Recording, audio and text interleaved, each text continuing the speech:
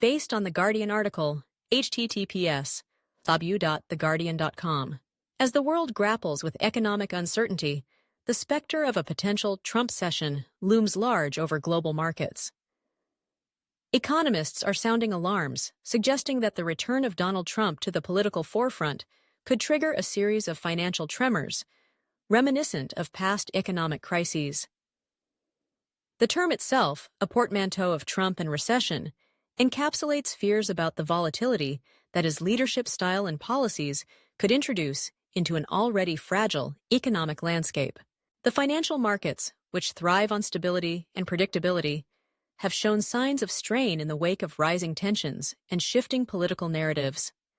Investors are increasingly wary as the specter of Trump's populist policies and unpredictable rhetoric raises questions about trade, tariffs, and international relations. The last time Trump held office, his administration's approach to economics was characterized by a mix of aggressive trade negotiations, tax cuts, and a penchant for stirring controversy. This cocktail of factors contributed to both short-term gains and long-term uncertainties. Now, as he reemerges into the political arena, the anxiety surrounding his potential economic policies is palpable. Economists point to several key indicators that suggest a downturn could be on the horizon. The stock market has shown signs of volatility, with fluctuations that reflect investor sentiment rather than underlying economic fundamentals. This kind of instability often signals deeper issues within the economy, and many analysts fear that a Trump-led administration could exacerbate these problems.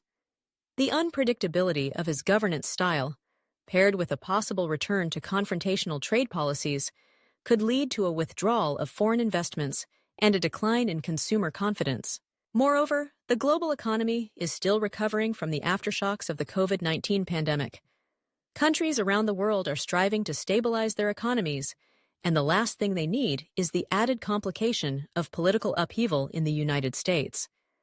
The interconnectedness of today's global markets means that a downturn in one major economy can reverberate across the globe.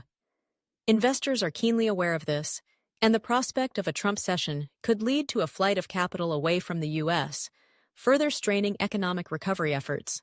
The implications of a potential Trump session extend beyond mere economic metrics. They touch on the very fabric of society. Economic downturns often lead to increased unemployment, reduced consumer spending, and heightened social tensions. The political climate, already charged with division, could become even more fractious if economic hardships exacerbate existing grievances.